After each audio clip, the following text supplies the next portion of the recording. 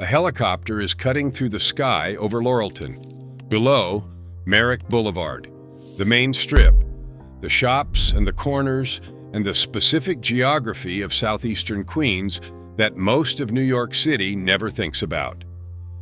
The man in that helicopter knows every block below him. He owns them, not in the way landlords own property, in the way that certain men own a neighborhood through presence, through respect, through the specific gravity of a name that everyone in Laurelton knows before they know anything else about the person it belongs to. He lands, steps out. A Rolls-Royce is waiting. Louis Vuitton interior, custom, everything. Bodyguards surrounding him before his feet touch the ground. He has a business card. It reads one thing, Tommy, anytime, with his phone number, because that was the kind of man he was. Not hiding, not invisible, available, at any time, to anyone who needed to reach him, with the specific confidence of a man who knows that the people calling that number are calling because they need something only he can provide. He is wearing diamonds in his teeth, a smile that Queens called the Kool-Aid smile for the haters. He walks into a car dealership one afternoon and buys a Ferrari. He pays for it with a grocery bag. Inside the grocery bag, $32,000 in cash. The car salesman's thumbs turned black counting the small bills. This was Laurelton. This was the Montana era. This was the specific electricity of a moment in Queens that a young Curtis Jackson absorbed from the streets below, watching, learning, filing away what he saw before he ever picked up a microphone. 50 Cent grew up in this world. He didn't forget what he saw. He wrote a song about it. Lord knows, Tommy had Laurelton sold. Helicopters, Rolls-Royces with Louis Vuitton interior. Might sound like I'm fantasizing, but son, I'm dead serious. His name was Tommy Mickens. The streets called him Montana. Tommy Mickens was born in Corona, Queens, the son of Mary Mickens and a man the streets knew as Weasel, Thomas Weasel Harris, a big-time numbers runner who understood the underground economy of New York City at a level that most people his age never accessed, who moved through the specific world of illegal gambling that had sustained black communities in New York since the 1940s. The numbers banks, the runners, the specific organizational infrastructure of an enterprise that operated in plain sight while remaining invisible to law enforcement. Tommy's father was already in the game when Tommy arrived. Mary Mickens eventually remarried and moved the family to Laurelton. Working class Laurelton, Queens, a neighborhood that sat in the southeastern corner of the borough. Modest homes, tree-lined streets, the specific middle-class aspirations of a black community that had worked its way into homeownership and stability. Laurelton was not the South Bronx. It was not Bed-Stuy or Harlem or the specific geographies that most people associate with New York's underground economy. It was a neighborhood where people were trying to build something legitimate. Tommy Mickens looked at Laurelton and saw something different. He saw a market.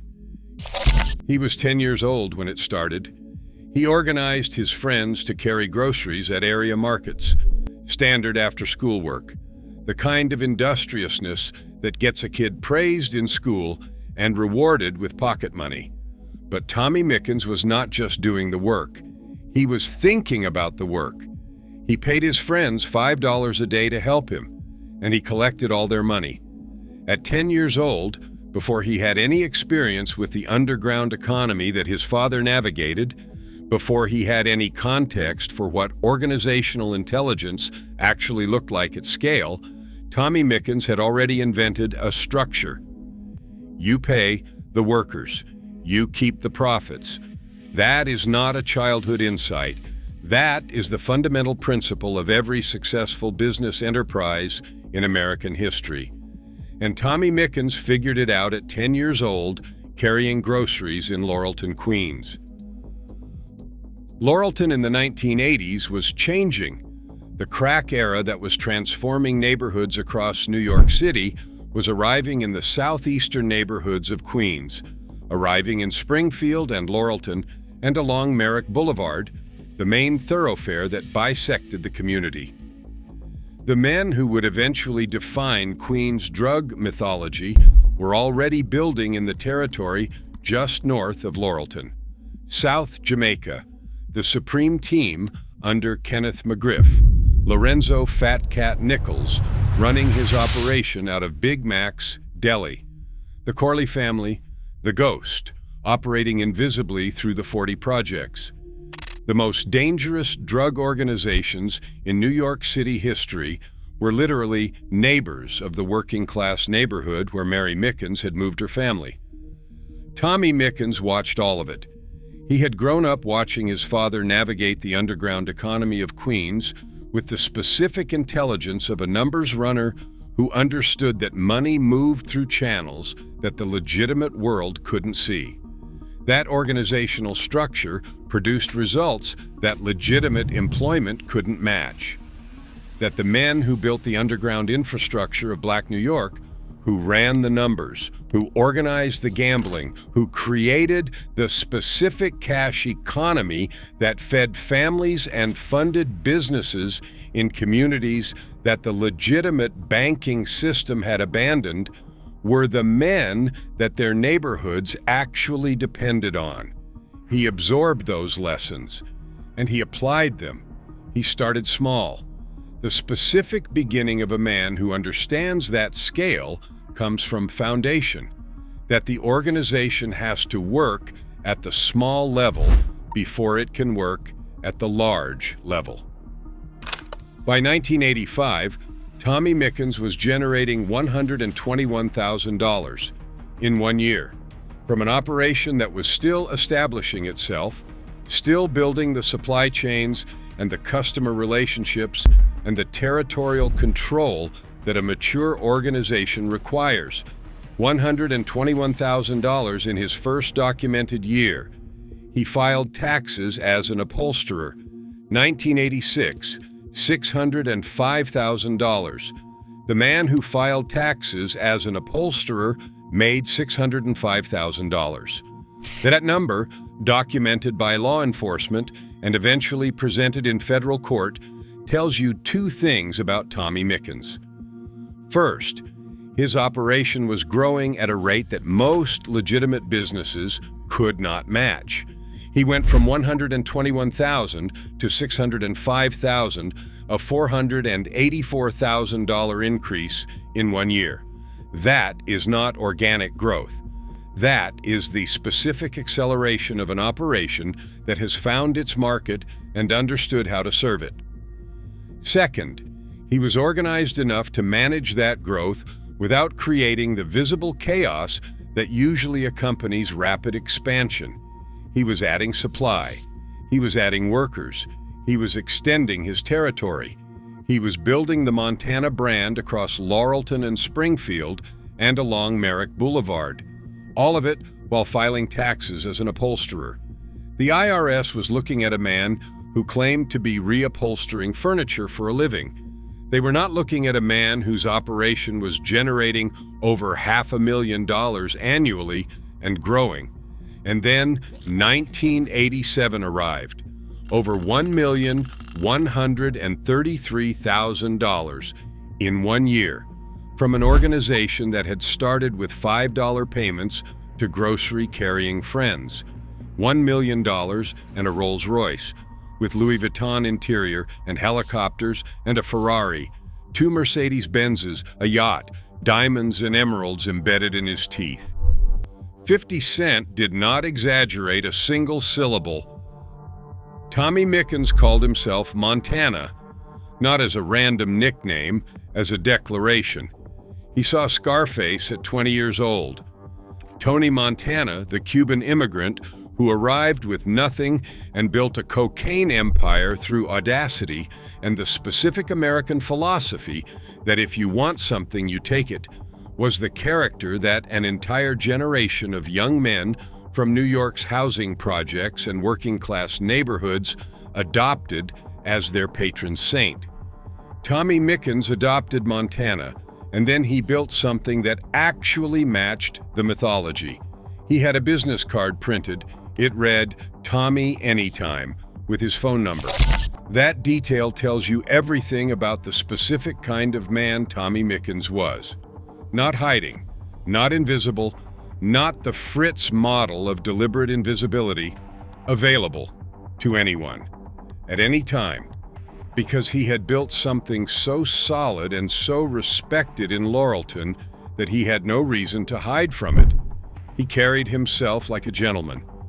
Unlike many operators in his position who led through fear and violence, Tommy believed something specific.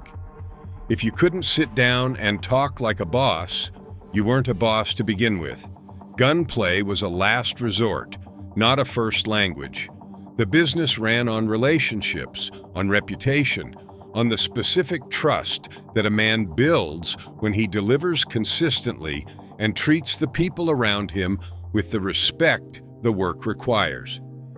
He had a 50-man crew operating on Merrick Road, 24 hours, 7 days, the kind of organizational discipline that most legitimate businesses never achieve. He had a $760,000 mansion in Dix Hills with its own landing strip. For the helicopter, he had a 38-foot yacht docked in California. He had 15 cars, a Ferrari, 2 Mercedes-Benzes, a Rolls-Royce with Louis Vuitton interior. The Ferrari, purchased one afternoon from a car dealership. He walked in and paid for it with a grocery bag. Inside the bag, $32,000 in cash. The car salesman who testified about it at trial said his thumbs turned black counting the small bills. The Rolls-Royce, confiscated when federal agents came to arrest him. When they opened the door, they found a copy of Scarface playing in the VCR. The man who named himself after Tony Montana had Tony Montana's movie playing in his car when they came to take it. He had diamonds and emeralds embedded in his teeth. The Kool-Aid smile for the haters. This was not performance. This was not the specific recklessness of a man who had forgotten what he was building and started spending faster than his operation could generate. This was deliberate. This was a man who had decided that his success would be visible, who had decided that the neighborhood would know exactly what had been built in its streets, and who backed that visibility with the specific organizational discipline of a 50-man crew running 24 hours and 3 legitimate businesses bearing his name across Merrick Boulevard. The Montana brand. That is what Laurelton knew. That is what a young Curtis Jackson watched from the streets below. Laurelton, Queens has a specific footnote in American history that has nothing to do with Tommy Mickens. Bernie Madoff lived there. Bernard Madoff, the man whose Ponzi scheme defrauded investors of between $12 and $20 billion, whose sophisticated financial fraud was operating in plain sight for decades, whose clients included banks, hedge funds, charities, and some of the most financially sophisticated institutions in the world. The man who filed accurate-looking tax returns and ran legitimate-appearing financial statements while building the largest investment fraud in American history. He lived in Laurelton, in the same working-class neighborhood where Mary Mickens had raised her son, where Tommy Mickens had organized his grocery-carrying cartel at 10 years old, where the Montana brand had been built across dry cleaners and sporting goods stores and grocery stores along Merrick Boulevard. 2 men from the same neighborhood, both building operations that looked legitimate on the surface, both generating money at scales that their stated businesses could never explain.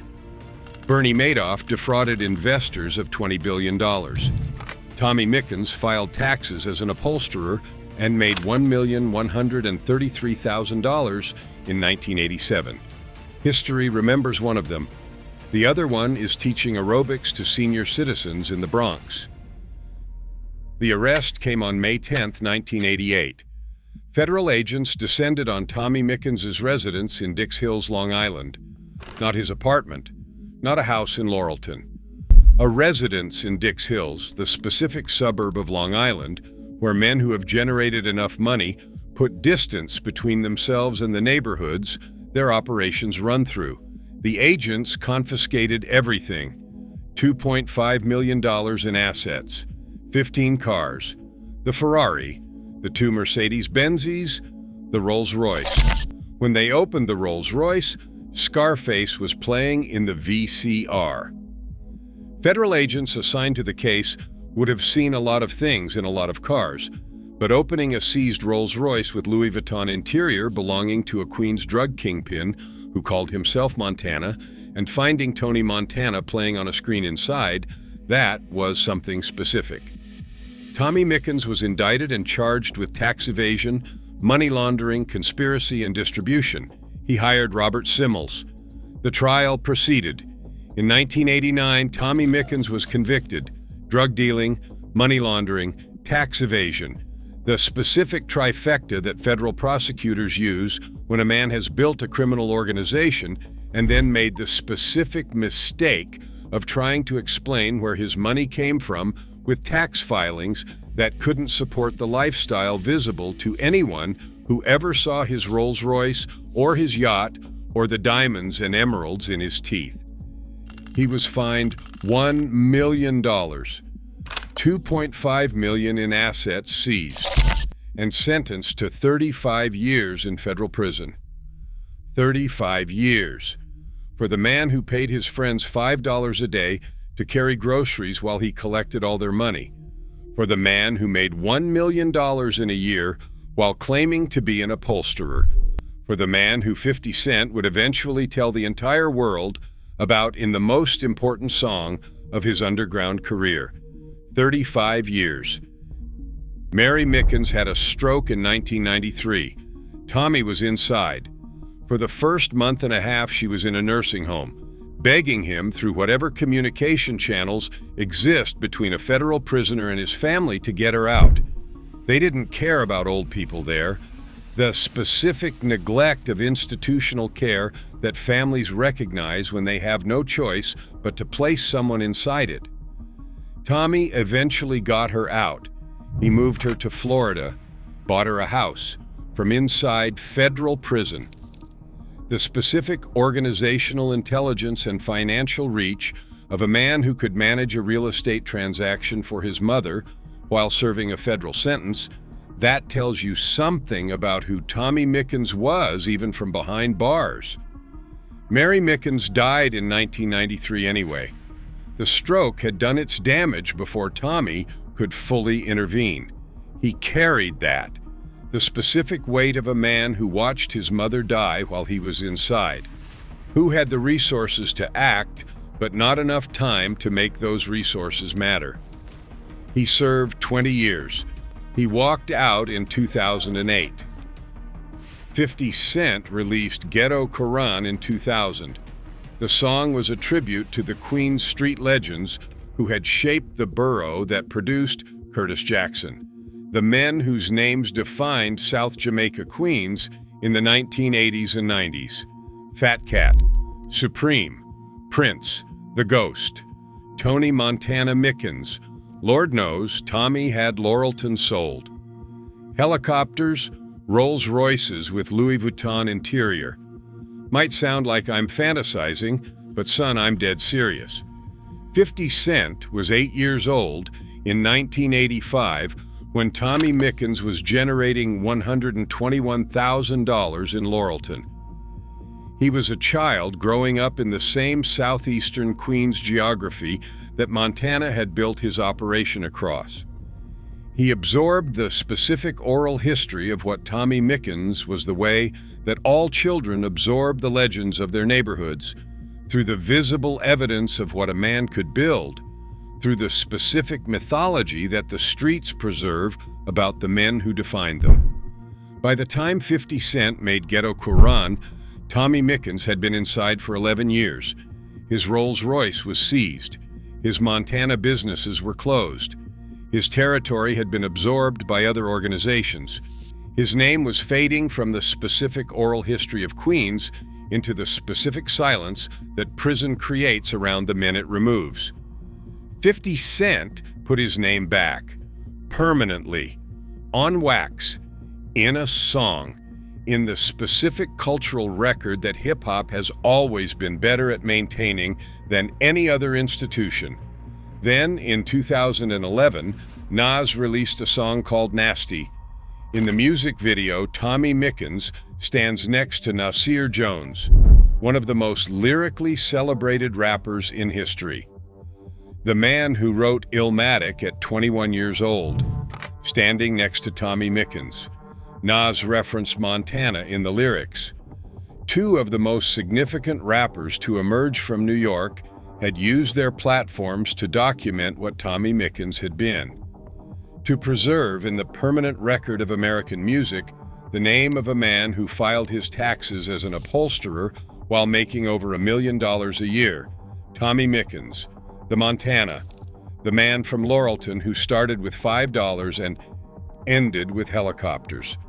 Who had Scarface playing in his Rolls-Royce when they came to take it? Whose teeth had diamonds and emeralds when they led him out of court? Who made $1 million in a single year while claiming to be an upholsterer? Who shared his burrow with Fat Cat and Supreme and the Corley family and still carved out his own territory and built his own brand and put his name on dry cleaners and sporting goods stores and grocery stores across Merrick Boulevard? 50 Cent did not fantasize. He reported, Tommy had Laurelton sold.